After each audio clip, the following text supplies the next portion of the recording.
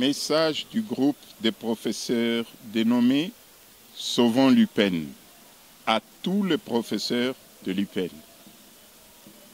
Éminents professeurs, chers collègues, nous, groupe de professeurs dénommés Sauvons l'UPEN, avons réfléchi sur la situation de l'ère actuelle de l'UPEN et nous avons conclu ce qui suit. Comme vous le savez tous, nous sommes en grève et celle-ci n'est pas seulement à l'UPEN, mais de tous les instituts supérieurs des universités de la République démocratique du Congo. Force est de constater que tous les autres établissements de l'ESU, se disant en grève, continuent à expédier les activités académiques, sauf à l'UPEN. Cette situation malheureuse a été constatée il n'y a pas longtemps, lors de la première grève du banc syndical de l'ESU, et cela a plongé l'UPEN dans un retard qui nous pénalise jusqu'aujourd'hui. Les mêmes causes produisent les mêmes effets, dit-on. En suivant le rapport du banc syndical de l'ESU, dans sa première évaluation du samedi 4 janvier 2025, la majeure partie des réclamations a déjà trouvé une réponse en entier et en partialité comme, je cite, la paye complémentaire, nous avons perçu 3 mois et le reste sera payé très bientôt. Le comité permanent de suivi des accords de Bibois 1 et Bibois 2 pour préparer un nouveau barème juste et équitable est déjà désigné et ses membres déjà notifiés. Le crédit véhicule est déjà lancé et à peine que chacun de nous entrera en possession de sa Jeep de le mois de février jusqu'à mars. Le programme de mécanisation des nouvelles unités non payées et la correction des grades et le manque à gagner et de la responsabilité du comité permanent de suivi des accords de Bibois 1 et 2. N'oublions pas que dans l'accord tacite qui nous lie aux étudiants, nous bouffons la cogite, 4 mois déjà, honorons notre part du marché. Pourquoi de tous les étudiants de la République, seulement ceux de l'UPEN doivent supporter les âpres de la grève? En attendant que le gouvernement de la République sorte de sa torpeur et convoque le dialogue social indispensable pour statuer sur la grève annoncée depuis le 9/12/2024, entendons-nous bien. Ce qui est vrai est que le gouvernement ne sortira jamais de sa torpeur à cause de la grève de l'UPEN, car les autres établissements de l'ESU fonctionnent normalement. Nous, le groupe de professeurs dénommé Sauvons l'UPEN, recommandons ce qui suit.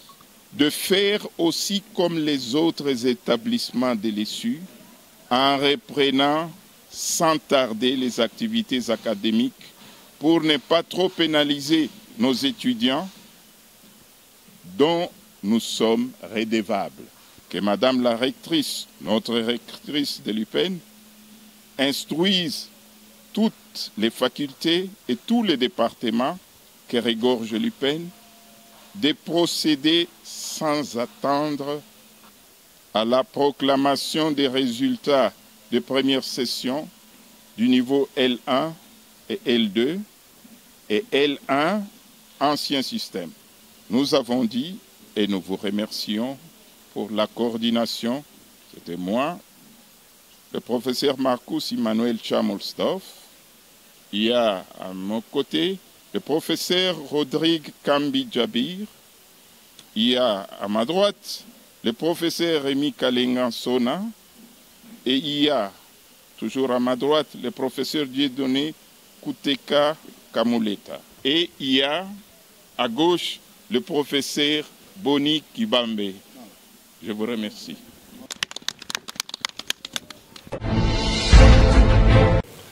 Communiqué de presse numéro 005, Rapuco/01/2025.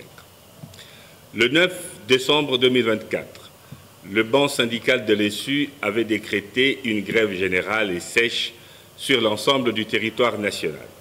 Dans cette dynamique, le Rapuco a pris acte de la décision et invité toutes ses associations membres à suivre le mot d'ordre lancé.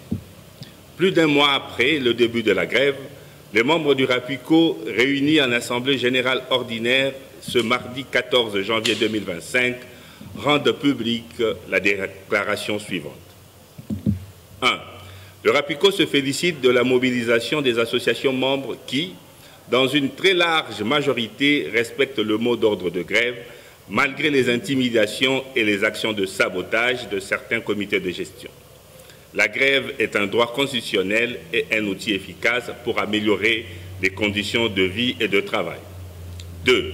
Le Rapuco note les efforts du Trésor public qui, depuis quelques semaines, s'efforce à régler les arriérés de paye complémentaires des enseignants des établissements de l'intérieur du pays, bien que ces paiements ne se conforment pas aux accords de Bibois 1 et 2.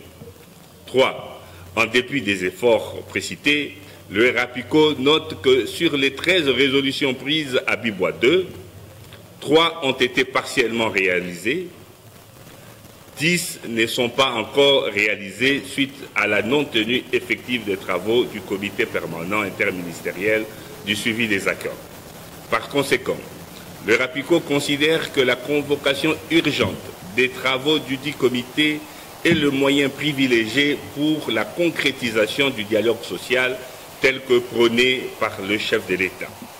Dans l'attente du démarrage des travaux de ce comité, le Rapuco appelle toutes les associations membres à maintenir la mobilisation et à poursuivre l'application du mot d'ordre de grève.